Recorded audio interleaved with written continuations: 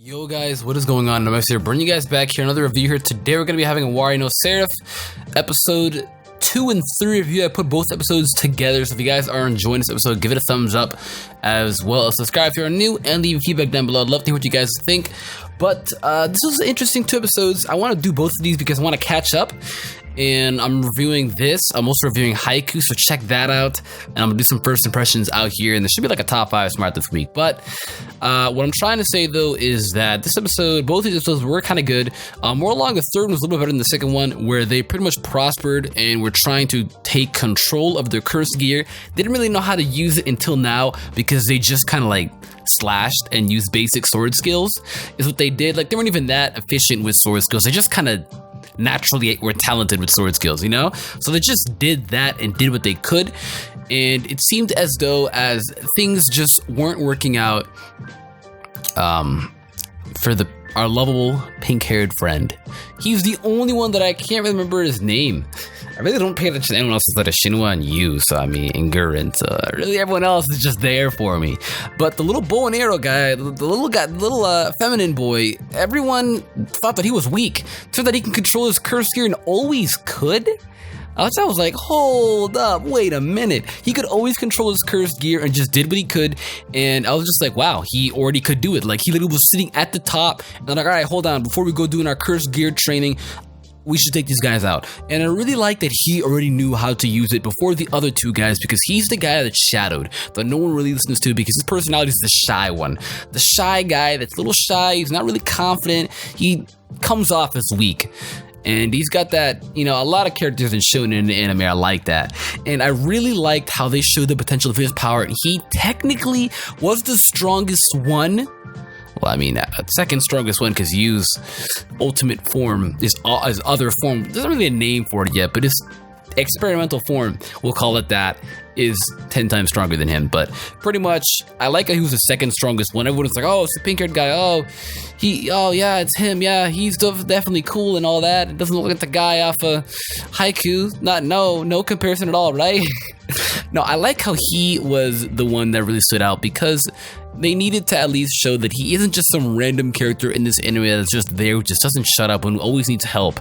You know? Like Armin from Attack on Titan. There we go. Except Armin eventually stood up by himself too, but yeah, I still think Armin's a wuss. That's a pussy nigga. Point is though, is that he stood out and he took out all of those creatures on his own with one shot, which I mean developed into like 5 shots, but it was one shot, you know what I mean? And I was just like, wow, I did not expect that. That right there, I did not expect that at all. I didn't even come close to expecting that. And that's what happened, you know? That's exactly what happened. I just didn't expect it, and bam, you know? Just bam, right there, you took him out in one blow. Point is though, is that I guess he kind of matured and had all the time to train. When Shinwa did explain that he had all this time of training while they were out there, you know, while he was they're out there taking a break, you know, recovering and recouping since they were injured. But while they were injured, the other guy was doing work. Shout out to my nigga though, whatever his name is. Shout out to my nigga though, for real. But I liked how the pink-haired guy was too cocky and he almost failed.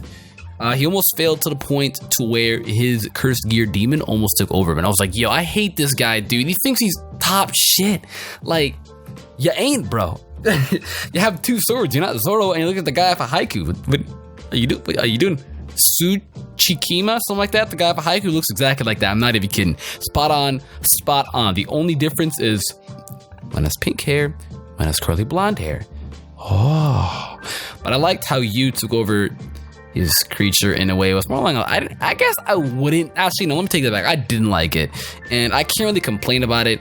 It's common anime stuff that the main character is gonna befriend this thing that's gonna kill him. It's like, hey, let's be friends. I was like, Naruto, is that you? Because Naruto was like, hey, Kurama, I'll be your friend, and I'll remember your name.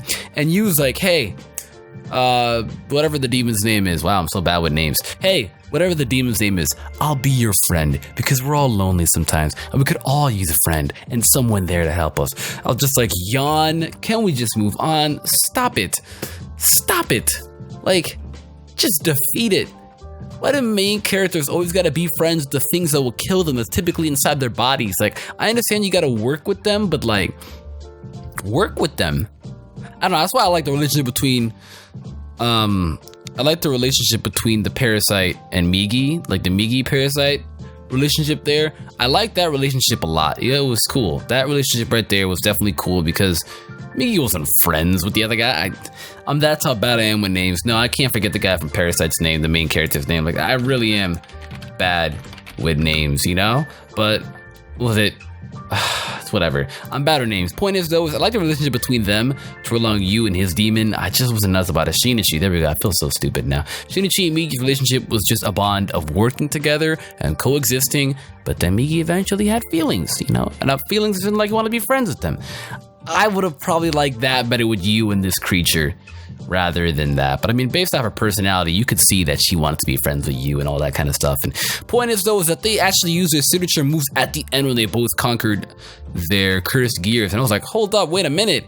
Why does Yu's look stupid and the other guys look kind of badass? Yu just sends out like a lot of swords in the shape of like a quill, you know? And a quill that he brings it out from. And it's just like, that kind of looks stupid, dude. That kind of looks dumb. But then the other guy brings up like this badass coffin. I'm just like, oh yeah, you got a cool one. You got a cool one.